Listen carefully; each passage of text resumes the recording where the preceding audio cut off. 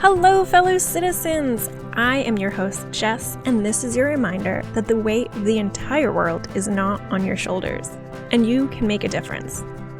This podcast is about what it means to be a citizen and neighbor where you live. For me, that's Philadelphia.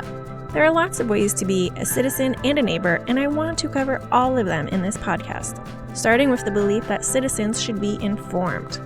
Because of our current nationwide agenda, I'm kicking off the podcast by examining the candidates and roles on the 2020 general election ballot.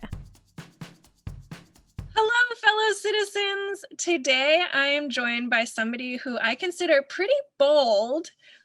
She came up to me at a film panel that I had spoken on, and that's something that I would never have the balls to do. I think I'm very much an introvert.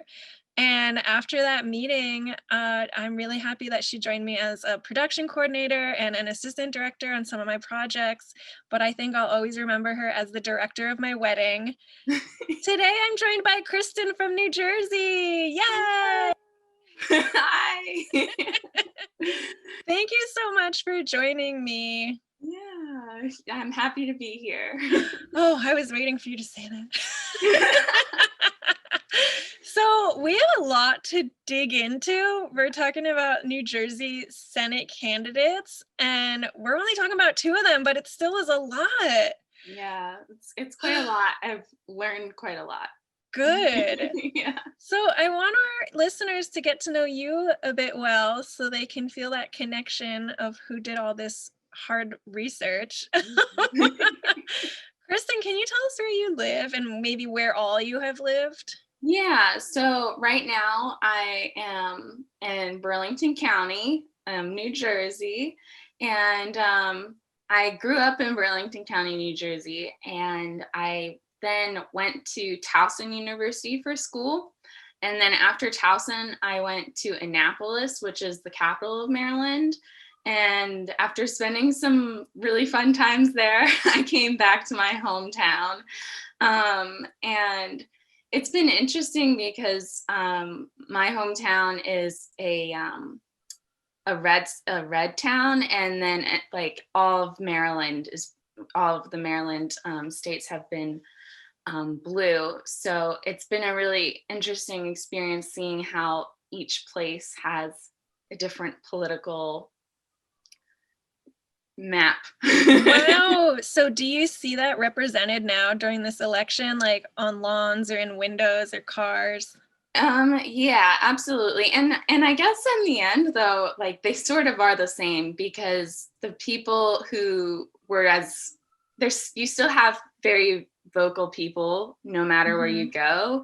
And I guess I've tried so hard to stay off of the online world of my town, but if you do go onto the online world of my hometown, it can be a dark place for politics. But I in Annapolis was because it was a capital. It was very and it was also a boat town.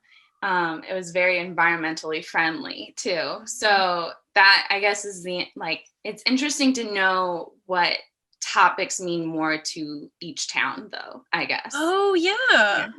Which is such a great point. Yeah, which is odd because my hometown is also in the woods, but everyone's different, so I digress. So you're back in Jersey and Yeah. We're in a pandemic. Mm-hmm. How are you spending your time these days? I spend my time with my animals. I am a professional dog sitter and dog walker. So I spend most of the time with my animals. The pandemic hit the business pretty hard, actually. So I don't get to see all of my regulars as much as I wish. But I'm still lucky to have the animals that I do have. Spend a lot of time cooking these days. I cook more than I've ever cooked in my entire life, and I find a lot of joy out of it. And then doing creative projects here and there, and some hobbies that I'll start and put down forever. And yeah, that's nice. I know I'm anxious to get back together for some film projects. Absolutely. Yeah. But Yeah. not until after this election, at least, at the very least. Yeah. So, speaking of the election, how long have you been voting? I've been voting since I was able to vote. So it was the Obama-Romney general election was the first one that I was able to vote for. And I voted then, and I voted for I will say in New Jersey, I've been able to vote for, in New Jersey, if you're an independent, you can't vote for primaries. So when I first became a registered voter, I couldn't really vote in the primaries because I was an independent. And then when I went to Maryland, I changed to a party, and ever since I've been able to vote in the primaries. And I can say, like, I've always, in Maryland, I haven't been able to, I didn't really vote during like midterms or anything like that, just because I didn't feel like I had any idea what I was doing. But in New Jersey, I feel so much more informed up here just because I've always known the resources. So yeah. Oh, wow. Yeah, I think a lot of people have that struggle with choosing a party so that they can vote in the primaries, and then not enough people pay attention to the other elections. Yeah. Hopefully that'll change. I'd like to keep in touch with you after this episode to kind of follow up on the results of this and see what happens to everybody. Yeah, absolutely. Speaking of that, do you think that you're informed about local news? And if so, where do you get your news? No, I don't. No. Just no. Just honest. I will say for local, I really don't feel informed. I feel like I have to do research to find local news. I don't have I don't have cable now. So I think before I would use just local television to learn about like local goings on. But now I am very informed on on the federal level and even the international level, because that's like my area of interest. But for local elections, I just feel I do feel really ill-informed, and I could do a better job researching myself as well. And I would say the best way I get my information for like local news is through research, really, and the newspaper for sure. Yeah. Like online newspaper. And like NewJersey.com has really been a huge help during the pandemic, and that's one way I've really gotten pandemic news these days, and I was really on top of it in the beginning. And yeah, and that's how it went for a lot of people. Yeah, so I do feel really informed on like the federal level for news, but not so much for my state, which is arguably a lot more important because I can do more. Right. Yeah. I mean, I think it's, person to person. I personally want to start at the local level because for me, it feels like a good like first step. But I mean, everything else is so much more accessible. Exactly. So that's a bit of a struggle. And so going off of that, like it makes sense that today's research might have been a bit like overwhelming or kind of shocking. Do you have any idea how much time you put into this episode? Oh no, I don't know. I'm embarrassed to say because it takes me a long time to research things, but it was a lot. Yeah.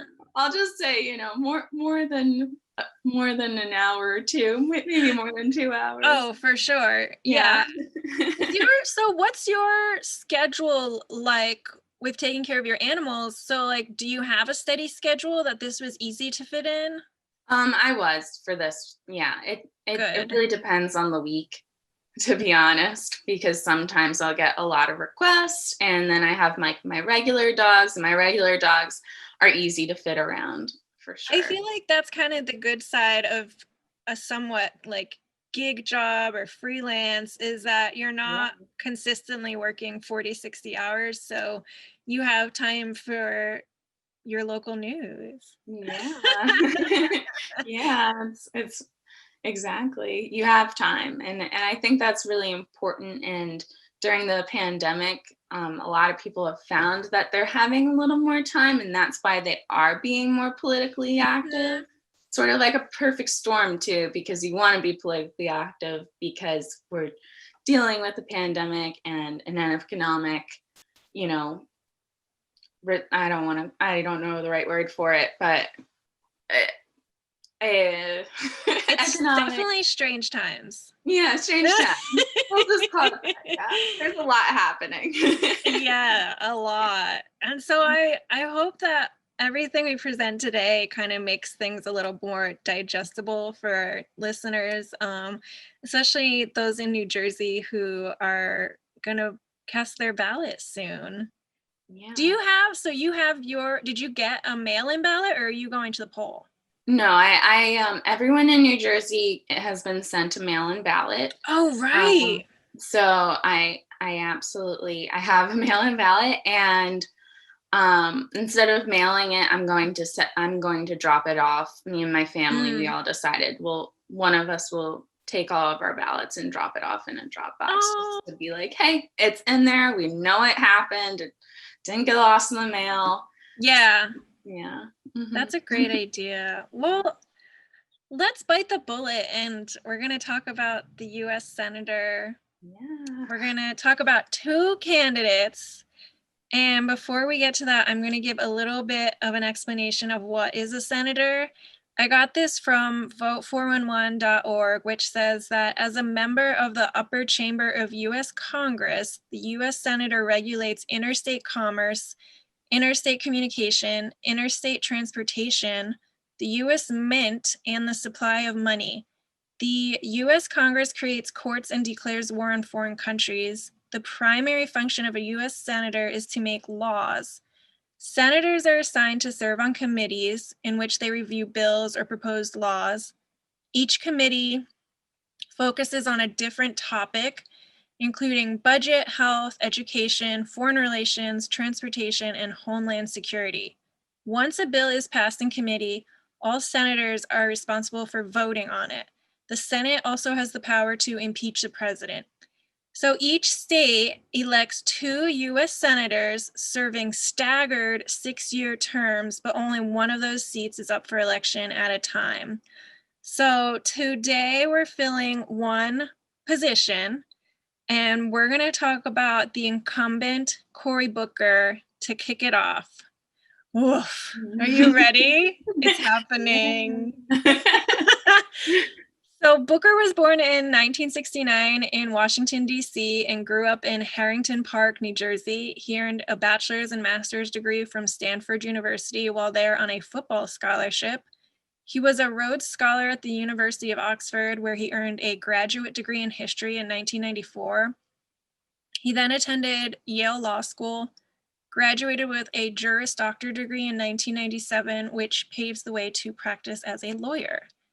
After completing his education, Booker moved into Brick Towers, a public housing project in Newark, New Jersey, where he became a tenant organizer and founded a nonprofit that provided legal assistance to low-income families. He was elected to the Newark City Council in 1998 and served there until 2002 when he ran unsuccessfully for mayor. The same year, he became a partner at Booker, Rabinowitz, Trenk, Lubetkin, Tully, De Pasquale, and Webster, which I think is the most ridiculous name. Nobody's ever going to say all that. That's why he put his name first. Of course. In 2006, Booker ran again for mayor of Newark and was elected with 72% of the vote. He served as mayor until 2013, when he won a special election to the U.S. Senate after the death of Senator Frank Lautenberg. Today, Cory sits on the Judiciary Committee, the Foreign Relations Committee, the Environment and Public Works Committee, and the Small Business Committee. He lives in Newark's Central Ward, where he sees firsthand many of the challenges he's working to solve in Congress, such as lack of access to affordable health care, environmental injustice, food insecurity, and our broken criminal justice system.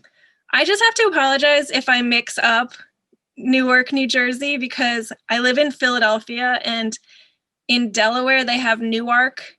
And when I first moved to Philly and they were talking about the Delaware one, I was like, why are they pronouncing Newark like that? That's really weird. But yeah, so I hope I don't interchange them. You're all good. So that's just his introduction. And then things spiraled out of control because Kristen had to do a bunch of research. Was it worth it, Kristen? I think so. I learned a lot. So what more can you tell us about Cory Booker? Yeah, so as it says here. So Cory Booker, he did experience a lot of economic growth, and overall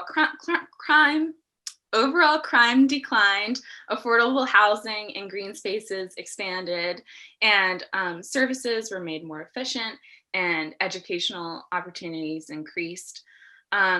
Just to go into like what, because we hear those kind of things and we don't know what that actually means. So what he did is he really built up infrastructure. That's what I learned. So new grocery stores, new hotels. He brought in Panasonic, North America, that relocated its headquarters. That's a big deal for Newark, to have those kind of new jobs. And also he had Audible.com move in. Prudential Financial built a new tower. So not only do you have like the people who are being hired for those companies, you also have all of the new construction. But what's really big too is Newark's population had been declining for years. So it finally started to go back up while he was mayor. And it was the first time in a 60-year depopulation trend. So that's huge. And for his education, he built a teacher's village, which was a mixed use building that will house 3 charter schools and condos above them. And during his term, he also provided higher graduation rates.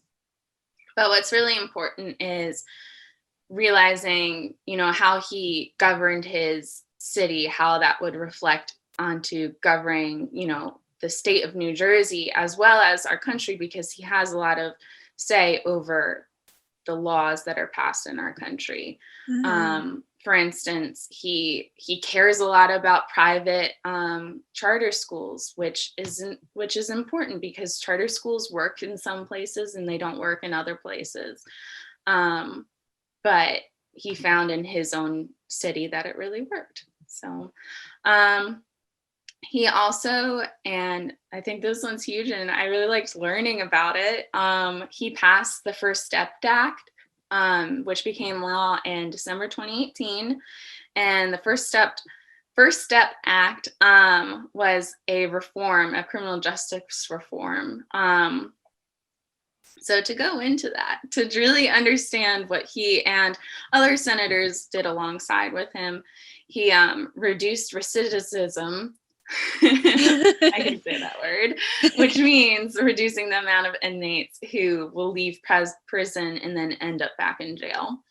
And so under this act, the system provides a lot of guidance, and it assesses each prisoner or inmate, that's a better word, as to like what kind of guidance type, the amount, and then the intensity that they need to reduce the recidivism.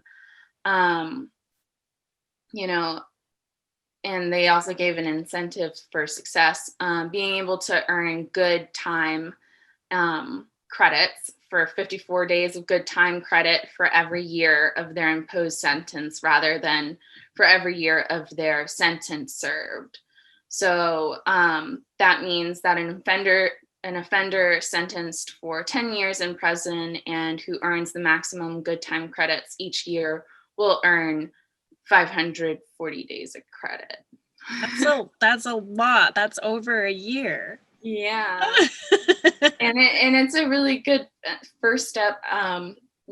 There's, if listeners want to look at a good documentary, there's the documentary The 13th, which talks about the 13th Amendment and how it's sort of a loophole for slavery. Yeah. And what it really does is explain why there should be criminal justice reform. And I think a bill like this, that was a bipartisan bill, so both red and blue senators said, this looks good, it's good to have. And Booker was one of the people who really championed it and was on the committee for it. And this is so part of the reform as well was a series of criminal justice related reforms, like no restraints to be used on pregnant inmates. Oh, so, okay. I mean, like, that just, that's great. And reducing drug offense minimums. So that's really, that's him as Senate versus him as like mayor. He also has advocated for economic policy that expands opportunity, increases wages, limits corporate concentration, and cracks down on corporate practices like outsourcing, stock buybacks, and no poach agreements that firms used to keep wages down.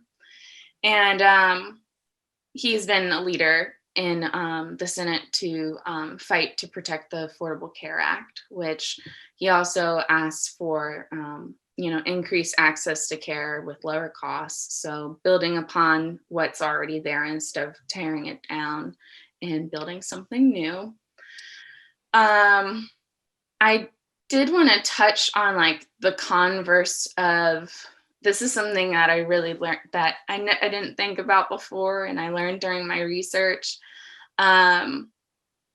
was Cory Booker, when he left as mayor, 6 years after his time as mayor, his city still was saddled with generational poverty, crime and high absentee rates in schools persisted, and some, his critics would say that a lot of his focus was on revitalizing, aka like gentrification, so not actually raising up those who were there to begin with, but bringing in new blood. And I just think it's important to have both sides to see, what people didn't like as well. And he was seen as a celebrity mayor, which is really interesting. And as I told Jess while I was researching, he's dating Rosario Dawson, and I can't tell you how many times that came up in my Google search. And it wasn't supposed to, it just popped up. So like Pete Buttigieg or de Blasio, like all your mayors, he's a celebrity, and it's just good to keep that in mind.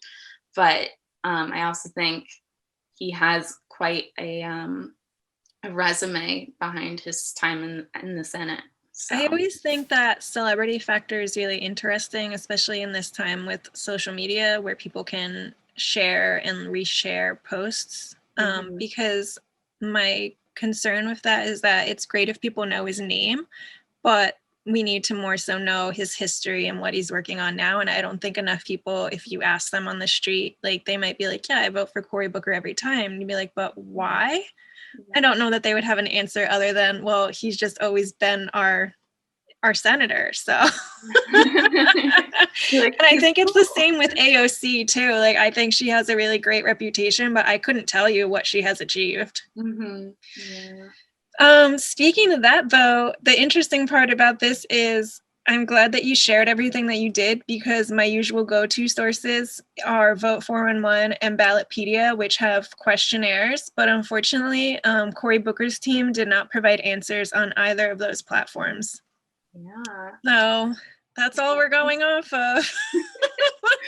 And the Affordable Care Act is going to be voted on a week after elections. So I'm sure I'll have more updates about that. Do you have anything else to say about Cory Booker, or should we move on? No, I think we can move on. Like we've heard his name enough. Everybody knows who that is. So the biggest question is like, why not continue to keep him in the chair? And that's because there's just other candidates. Like, just know who else is running. So the other candidate we're talking about today, and the only other candidate, because we're about to get into a lot of stuff, is Rick Midda. And it is pronounced Rick. I watched one of his campaign videos. And he did fill out the Q&A on both, or at least on Vote 411. Mm-hmm. So we'll get to some of those, but I will introduce this candidate. Dr. Rick Midda is a biotech entrepreneur, innovator, healthcare policy expert, licensed pharmacist and attorney, as well as a father and a husband. Currently, Rick is a co-founder and sits on the board of two privately held companies, Licentium Inc. and Lagtiga Therapeutics. We'll go with that. The first is a regulatory technology firm built to reduce paperwork burdens imposed on doctors by state governments, which I thought that was fascinating. The latter is a biotherapeutics company developing novel oral immunoglobulin treatments targeting rare diseases. I'm sure everybody in America can understand that. Rick is also the principal of his own consulting firm, R&R Strategies, that helps companies navigate regulatory processes created by government administrations in the healthcare space. His professional experience also includes working as a consumer safety officer at the U.S. Food and Drug Administration and teaching as an adjunct professor at Georgetown University Law Center and Rutgers University's School of Health Professions. Maida holds a bachelor's degree and Juris Doctor degree from Rutgers University, a Doctor of Pharmacy degree from the University of Arkansas for Medical Sciences, and a joint LLM from Georgetown University Law Center and the Graduate Institute for International and Development Studies in Geneva, Switzerland. This guy, his slogan is Jersey Proud. Wow. Which is awesome. Like when you're from Jersey, you're like, well, yeah, that's like what we stand for in Jersey. We're proud. Yeah. I'm sort of surprised because I'm like, that's such a universal thing for New Jerseyans to say. Mm-hmm. Joyceys. Jersey. Yeah, it's impossible to talk about Jersey and not do a fake New Jersey accent at some point. Right. I just thought it was really interesting that he's part of the US FDA. Like he plays an integral role apparently. Yeah, it makes a lot of sense that he is running for Senate now. Like people were like in his corner saying like, listen, dude, like you've always wanted to run for Senate or some kind of office. Like you are a pharmacist. Like we're going through a global pandemic. It's your day.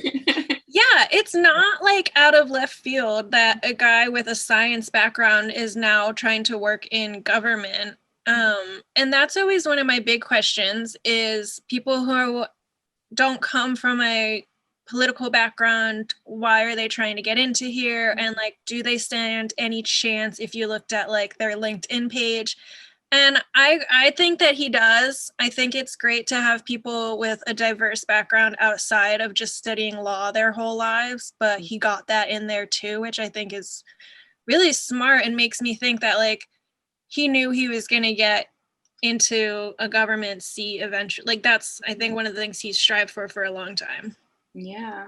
We're gonna learn more about him with the Q&A at Vote 411. Yes. I think some of these questions are really well put and timely. So we're gonna start with Question 1 on vote411.org. I'll read the question and then Kristen will read our answer and then we'll dive a bit deeper where we think it's necessary. Mm-hmm. So question number 1 says, what ongoing role do you envision for the federal government in combating the impacts of the COVID-19 pandemic and preparing for future pandemics? Okay. Give me 1 second. I'm so sorry. Oh, that's okay. I thought I had the right. I got too excited. I didn't. Okay. I promise I had him up the whole week. Okay. So, so he said, first and foremost, we need to end globalization of our supply chain and take it back from the hands of communist China and other countries that we cannot depend on in times in crisis.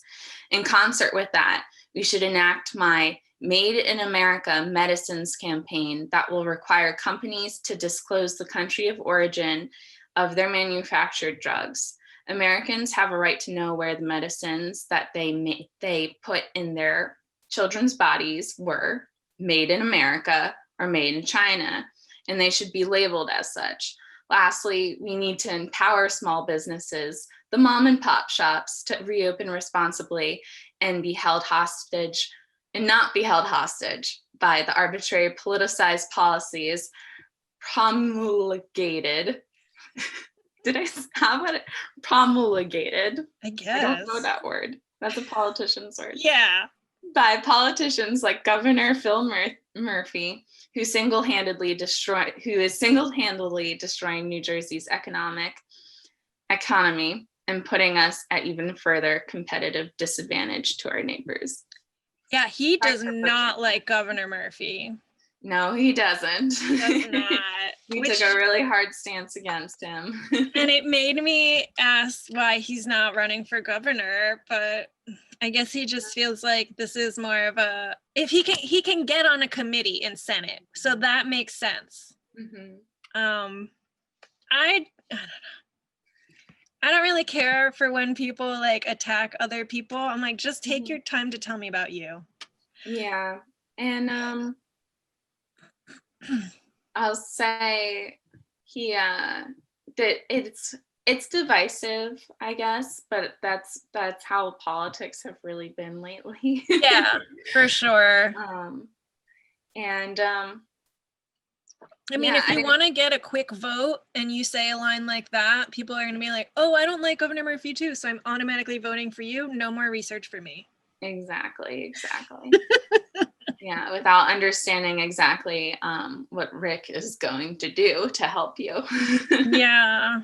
So I didn't know if you were going to touch on Murphy. And so there's actually like more updates that I haven't gotten the numbers for, but there's just a lot there. And basically right now, in reference to Rick's answer, the biggest concern is how New Jersey is reopening after COVID.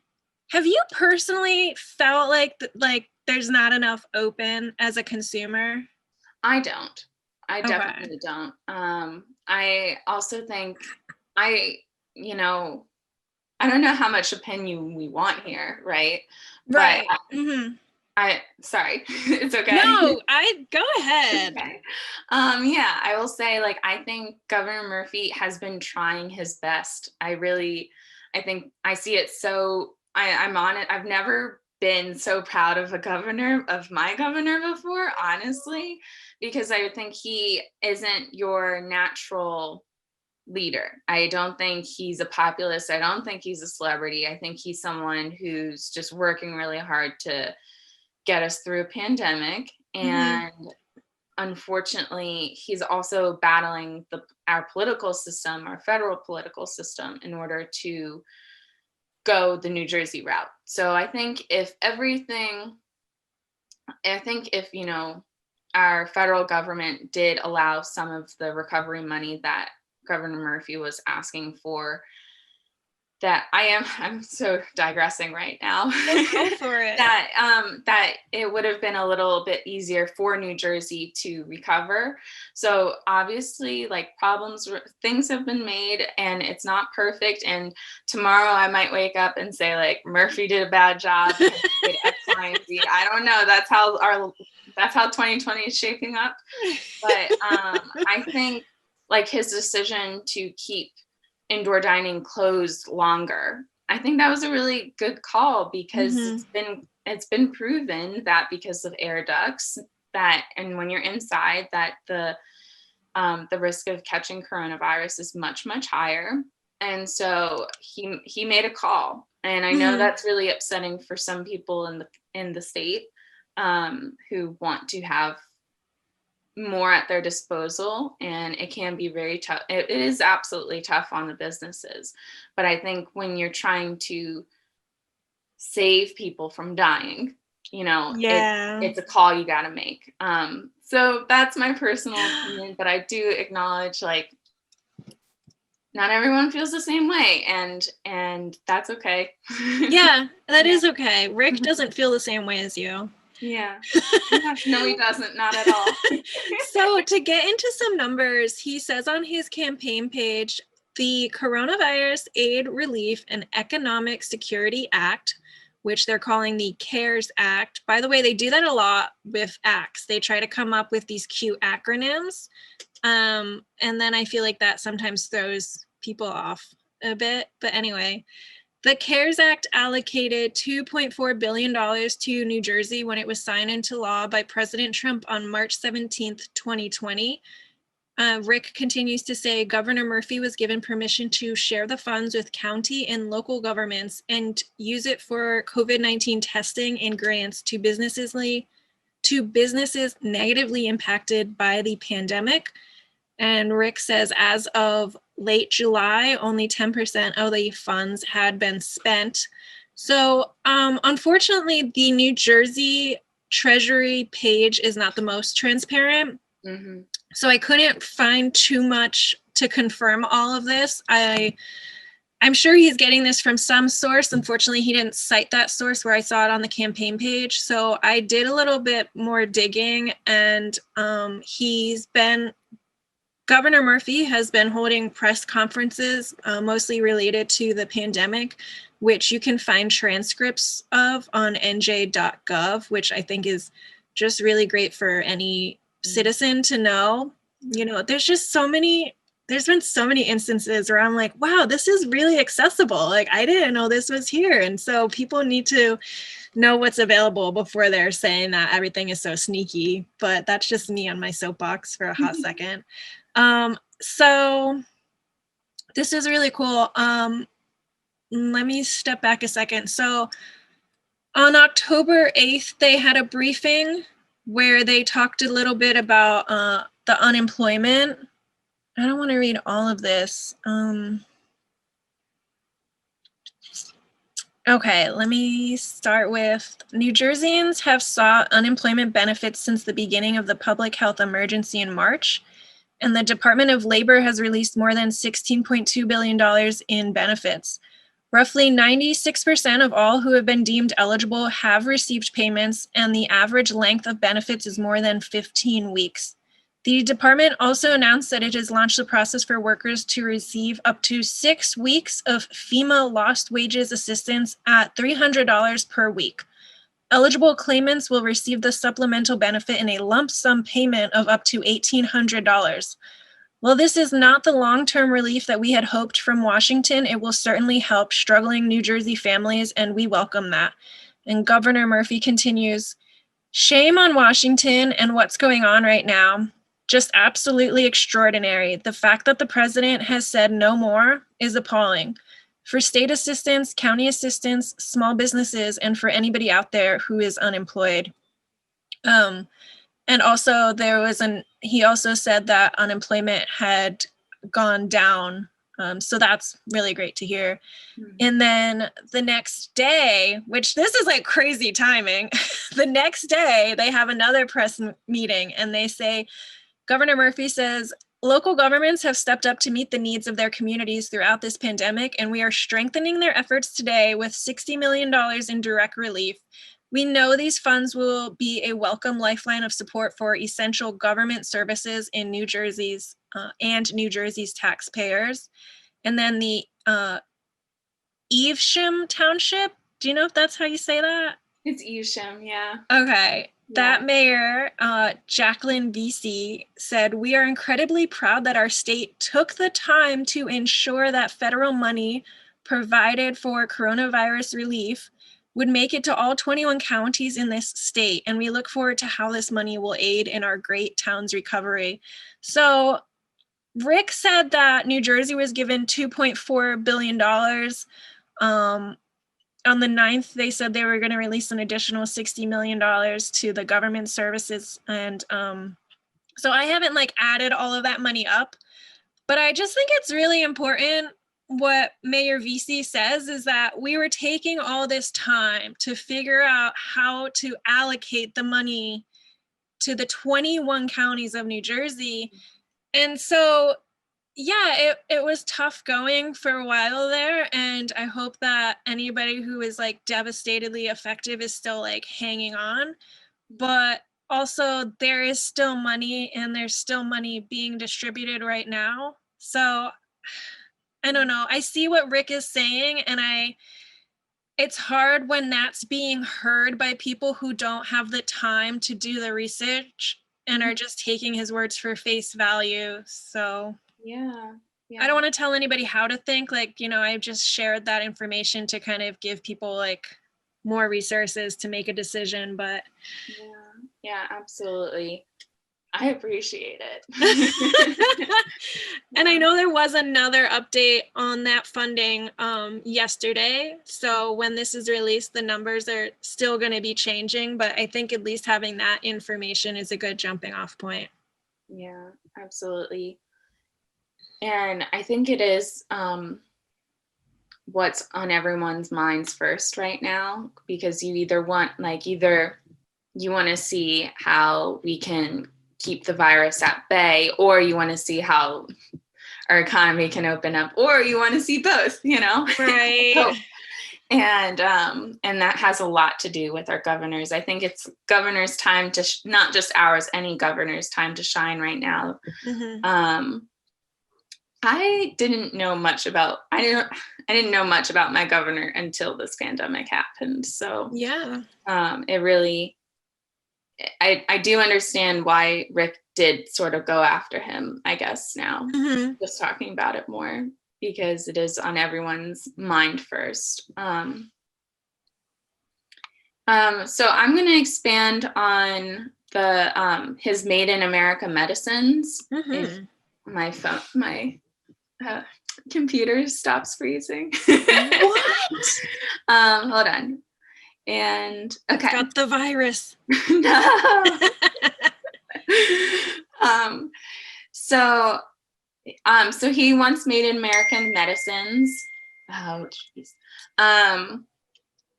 Made in American medicines. Kristen. Rookie mistake. Okay, I'm paying attention now. Okay. So he's quotes, "I look at my products on my body like my shirt and my shoes, and I know exactly where it was made, but the same doesn't hold true for the things that go on into our body, like our prescription drugs. That makes no sense. Americans have the right to know whether their medicine was made in America or made in China, and should be labeled as such.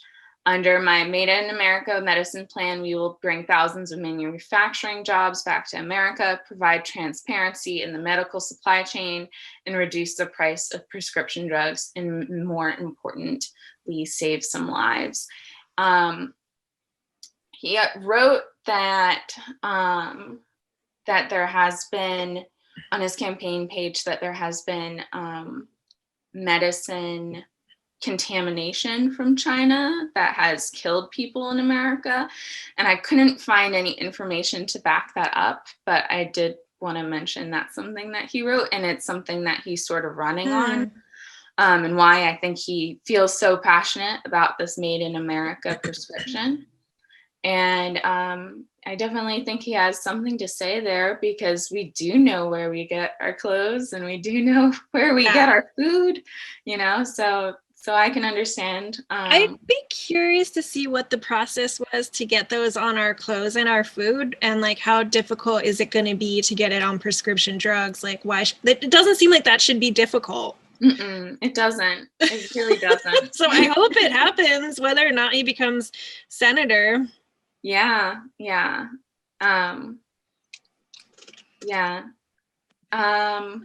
So I will also say, so when we go into his next question, it really just shows how important drug manufacturing is to him, because the next question also, he brings up Made in America and bringing your manufacturing back to America, which when we are dealing with the vaccine that'll eventually come, that will be a very important thing. Do you want to get your vaccine from, another country, or do you want to get it from your own country?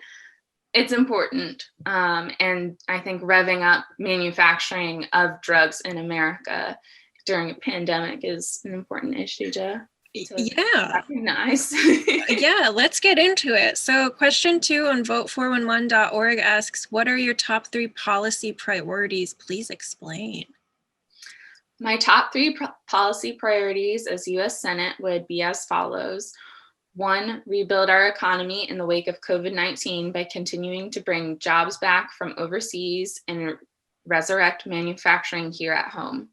That includes pharmaceutical manufacturing right here in New Jersey, which is used to be our primary in-state industries and employers. 2, take on politicians in both parties to get New Jersey's fair share of federal investment from Washington. Due to the failures of our current U.S. senators, New Jersey gets less than 10 cents back for every dollar we send to D.C. That is an instant backdoor tax increase on every resident of our state. Wait, can you just read that sentence again? Yeah. You said 10 cents, but it says 80 cents. Oh my gosh, thank you. Yeah. I'm sorry. Due to the failures of our current U.S. senators, New Jersey gets less than 80 cents back for every dollar we send to D.C. That is an instant backdoor tax increase on every resident of our state. We need to fire the incompetent politicians who created this mess and put New Jersey first. 3, securing our border to stop illegal immigration. The proliferation of ridiculous policies like Phil Murphy's so-called sanctuary states and free tuition, healthcare, and legal assistance for illegal immigrants while our own people struggle to make ends meet must end. So you've got some things to share with us on this. Yeah. So I thought about the 80 cents. I'm so sorry I said 10. 80 cents back from every dollar. New Jersey residents get back around 82 cents for every dollar paid to Washington in 2017 in a new report. High income states are the ones that are subsidizing the federal budget. And said Michelle Cummings, a fiscal policy analyst at the Rockefeller Institute. So those high income states are Connecticut, New York, and New Jersey. New Jersey, I think, is around the 3rd, but I'll just stick with that. Connecticut gets back like around 70 cents to the dollar. And, but there are other countries like Kentucky, which Senate Majority Leader Mitch McConnell receives $2.35 back for every dollar in taxes. So the biggest subsidy in the country, and also states like West Virginia. And that was something really interesting for myself to learn, that because New Jersey is a high income state, that every taxpayer gets back less in taxes. And I'm surprised that's not something that has been really to have Rick talk about it is awesome. I wish like Cory Booker also talked about it. Right. Yeah. Yeah, there's a couple of times where we kind of shook our head at Cory Booker, like, get on it, man. Yeah. But yeah, I thought that was really interesting to learn. And then we can go into sanctuary states, the other big piece of information. It's a lot. Yeah. So as he said Governor Murphy's like sanctuary states, and we've got to be very clear. So the Immigrant Trust Directive is sort of what was put in place as to what people called as a sanctuary state. But within the directive, I want to get my source right, that you actually gave. So the NJ.gov news release, they said, we're also clearing up the misconceptions about how it works. To be clear, nothing in the directive provides sanctuary to dangerous criminals. If you break the law, you go to jail regardless of your immigration status. And the directive explicitly allows county jails to identify the most violent and serious offenders, such as those who committed murder, rape, domestic abuse, notify federal authorities so that they can be referred to federal agents.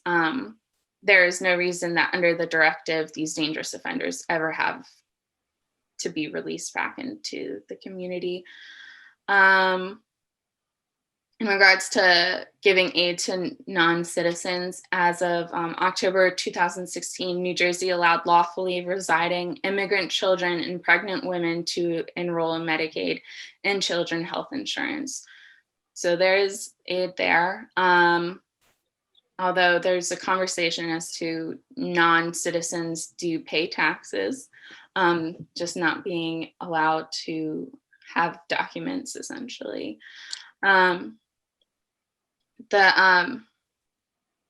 So the state allowed individuals residing in the state without legal permission to access in-state tuition and state financial aid. New Jersey did not permit individuals residing illegally to obtain driver's license. I know that's an issue on like a lot of New Jerseyans. So it's interesting to get the facts, I'm glad to hear that, because I don't dive too much into any immigration status issues. It's just, I know it's just a lot and I want to know more, but I'm glad that you mentioned that there is access to in-state tuition and financial aid, because I've been seeing these commercials, they are what they are. But basically one of the things that these citizens in the commercials say is that they're worried that illegal immigrants are going to take their jobs. And I think it's very often assumed that many illegal immigrants have very low paying jobs, below minimum wage. And so to see that there is an opportunity to get an education in America as an illegal immigrant, I think that is kind of eye-opening for me. And I feel kind of like, I want to slap my own hand to think that it's only people working in kitchens that are illegal immigrants. Like there are options. I'm surprised. Yeah, like the DREAM Act really goes into children of people who came here undocumented or illegally, and it has to do with giving them the opportunity to get an education, because when you see they are American, like I don't want to go too into it without like sources, but I guess the conversation though is the broader thing that anyone can look up, and which would take a whole nother podcast to talk about, right, is just the process of getting citizenship in America. It's not what it used to be. And the situation that at the border has made it so the only way to get amnesty, so you don't get to become a citizen now. You are only allowed into our country. That's it. Like, just allowed. You're still undocumented. You're still applying to become a citizen. You have to prove that you are somehow your life is endangered, specifically in the country Mexico, and like within Mexico. And there's a lot more to be said on that, but you can figure it out yourself. Like, not everyone is from Mexico, not everyone's life is in danger in Mexico. So there's a really excellent, another podcast recommendation was the This American Life Pulitzer Prize winning episode. And it's the only podcast that ever won a Pulitzer. And that one's called The Outcrowd. For anyone interested in learning more about that, it's an excellent, excellent episode. Yay. And they'll explain it a lot better than I could. Yeah, I feel like they always talk in general enough terms that usually I can absorb what it is they're saying. And I did start to listen to that episode, and it is easy to be drawn in and pay attention to that. But I agree, the whole immigration as a whole is a lot to conquer, so we're not going to go over the entire thing in this episode. But I just thought like sanctuary states was a really interesting term to use. Like, there's a lot of these acts, and this is considered a directive. They get these sort of like nicknames. And so when I first read sanctuary states, I had no idea it had anything to do with immigration status. So that was really misleading. I'm still not sure if I do understand the whole thing. Yeah. It's again, it's like, I can speak from my own knowledge, but I think because your podcast is so based in research, I don't want to speak about it if I don't know the full deal. Yeah, I hear you. There are a lot of resources for it. We looked at, they like talked about a specific case though that kind of became a big deal for this. Yeah, I don't remember what it is, but we will have the links to the actual direct verbiage of the Immigration Trust Directive in the episode description. So, different people learn different ways. So maybe if somebody like just reads the directive, will understand it immediately. But the main takeaway is that this has to do with the way that law enforcement holds immigrants when they've been booked.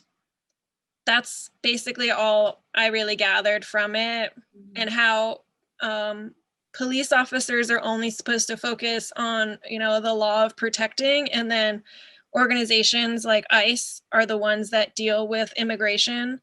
So a police officer is not going to be worried about your immigration status when you're being held as a prisoner. That's not their job. Yeah. Like, I guess a good example is if you're you're a college student drinking underage, and you're an undocumented college student, and you get, taken into the feds for doing XYZ, they're not going to be like, she also could be, from a different country and not have documents. Like, they have no basis to look that up. They're only going to worry about, they're drinking underage. We're going to focus on that. So, Yeah. I hope that that's a good jumping off point for people to understand what this is, and kind of see what's his name? Rick. Rick is talking about. I can't even. Yeah. There was just so much, because they ask you for like your 3 priorities, and he did really well. He got a lot in that answer, which I respect. But again, like, it's also just, that's a lot in an answer. So yeah. In summary, he wants to bring back manufacturing jobs despite COVID. He wants to get our money back from DC, from the 80 to the dollar. And then he also wants to tackle immigration within New Jersey. Illegal immigration, though. Thank you. I think it's really interesting that yeah. I'm not trying to put my opinion on it, but like, it's interesting that he only focuses on the illegal aspect of it. But we'll see. It is what people want to talk about. So, yeah, that's for sure. Gotta give them something to talk about. Yeah. The question is, who involved in that talk knows what at all they're even talking about. So yeah, we'll see what happens with both of these candidates after the election.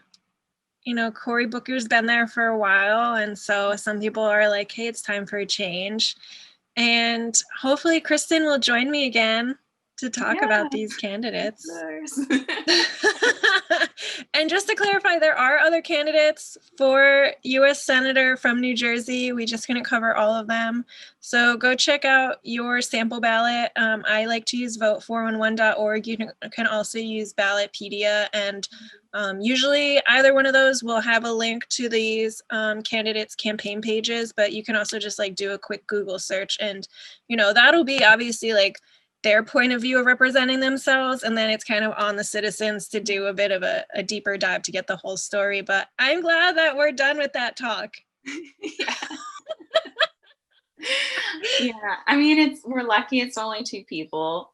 I chose Senate over House of Reps because there are so many more representatives to go through. Oh my gosh. Yeah, so. Yeah, and it's good because like this is the statewide one, so more people will benefit from this episode and these 2 particular candidates. But now that we're done with the political talk, we get to the fun part. Oh, cool.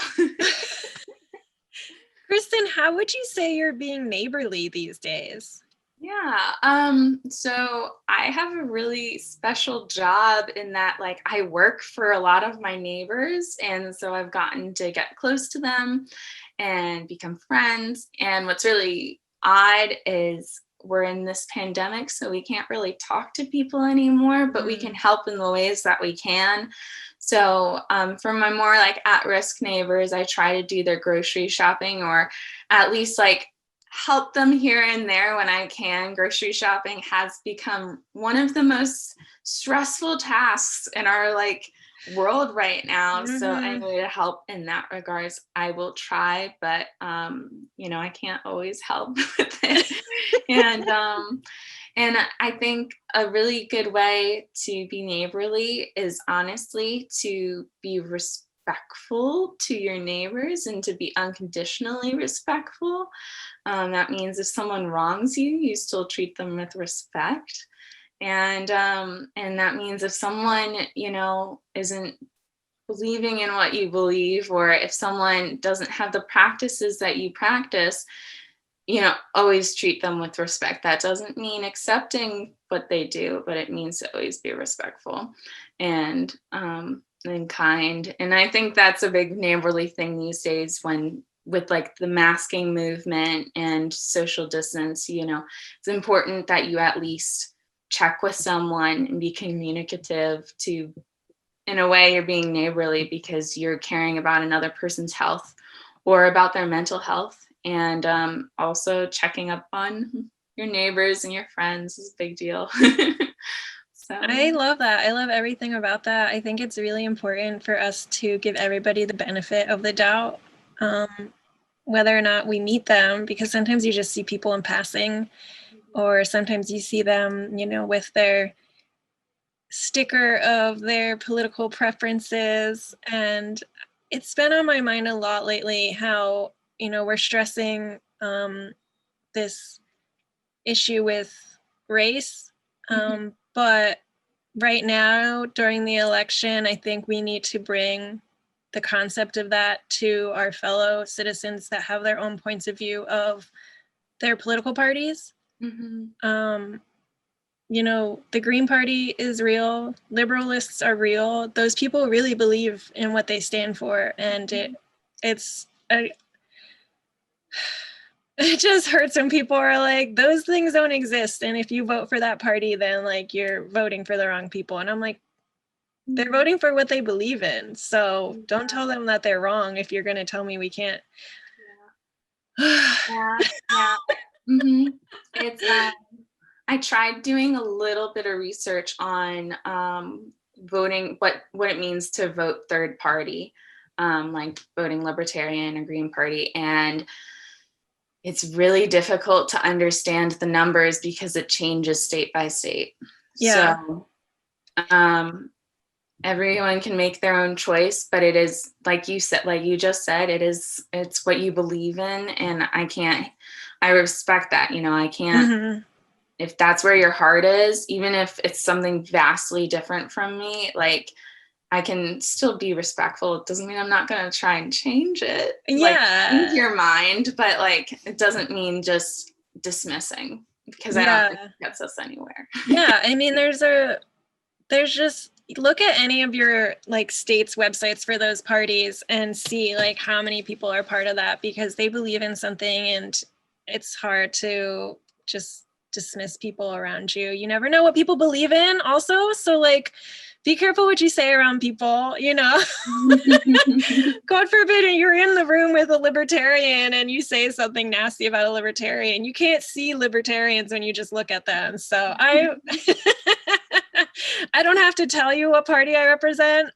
But I don't usually like vote for those parties, but that's this year it's because I'm doing my research that I'm seeing more and more. I was like, oh wow, they have some really interesting points here. A lot of people know, they're like, well, it's a third party, they're not going to get the majority, but they're doing what they believe in, and so that's all I have to say about that. Exactly. Like, still trying to fight the good fight when you can. And I think like a good example might have been not just like this president's, like this past primary, but even like the Republican primary in 2016, having a so Andrew Yang is like an important person I think of, because I think most people could agree that Andrew Yang wasn't going to get the Democratic ticket, but him being on the ballot brought up so many new ideas that average Americans have never heard of before. And I mean, the same can go from, in 2016 for the Republican election. It's hard to rewind back then, but Rand Paul, he's a different kind of candidate. So having him speak his mind, even though most people would say he probably wouldn't have gotten, which he didn't get the ballot, he was still another idea who was able to be brought to the forefront. So just to show both sides. I think you make a really good point that, they're both saying things that maybe people are hearing for the first time. And the point of most of these positions is that they're representing the people. So those people include third-party people. And so we can't just push them to the side. They're citizens too. Sometimes you might think that their ideas are a little far out and hard to reach, but I'm sure that a lot of people in history, that's what people thought of them in the beginning too. So we'll see what happens. I just think it's important to see the numbers. Like when these ballots are counted, like I just want to see like who voted for what, how much percentage, and then that'll just show you like it's not everybody voting just Democratic and Republican. And I think it's important to know those numbers. So we'll see what happens. We'll see. Can I ask you, grocery shopping for your neighbors, like what's the strangest thing you've had to get from the grocery store? I have gotten, it's not even like something you can eat. It's just a specific brand of like fabric cleaner. I can't even remember the name of it, but it's not even that weird, but it was just one of those things where I was just like, I have no idea what this was. I had a really hard time finding it. What? And I've also like bought whole chickens for people, but it makes a lot of sense because it's like, if I buy you a whole chicken, that's going to last you for a long time. And plenty of people cook whole chickens. I just don't. So. And what is your favorite thing to cook right now? Oh, that's such a great question. So I would say it's not my favorite thing to eat, but I love cooking like Korean food because I'm such a foodie. I'm trying to train my palate to like things that are different than what I normally like. And I've never really liked Korean food. So I love cooking Korean food because it's so new to me and so different. And I get to like deal with like sauces that are like I've never used this sauce before in my life. I'm gonna use a totally new ingredient. And it's so funny that like something so small makes me excited, but that's like what quarantine does to you, just helps you like enjoy the small things in life. So yeah, I enjoy cooking like different tofu dishes, like Korean tofu dishes, and I guess like our favorite thing to eat right now is Indian food always, but I don't always execute it that well. I'm so glad to hear that makes you so happy. In my previous episodes, I've been asking the listeners to email me their own ways that they consider being neighborly, and I haven't gotten any yet. So maybe I need to expand that to ask my listeners to send me some recipes, tell me what it is that you're cooking these days, and I want to share it. So you can send that to thisjes@gmail.com. You can also follow my Instagram, thisjes, thisjes. If I get those recipes, I'll post them on there. I hope everyone will share this podcast with your friends all over the country so they can learn about the positions, some history lessons, as well as current happenings, and maybe even be inspired to start their own informative podcast. Kristen, what's your podcast going to be about? Oh my God. The one it's not even off the ground yet, but it's about watching movies. It's really just watching about movies. Thought about focusing on like, I'm a scaredy cat, so I thought it was going to be like scaredy cats watching scary movies, but I just don't like scary movies enough to commit to that. I get it. It's another movie podcast, and it's fine. Yeah. I think that makes plenty of people happy, and if you doing that makes you happy, then you got to go for it. And once you get that on the ground, I'm going to share it on the Instagram. Oh, thank you. You're welcome. Thank you so much for joining me, Kristen. This has been your friend Jess. Kristen, thank you for joining to talk about the NJ ballot with me. Will you lead us out? Yes, I'll see you around the neighborhood.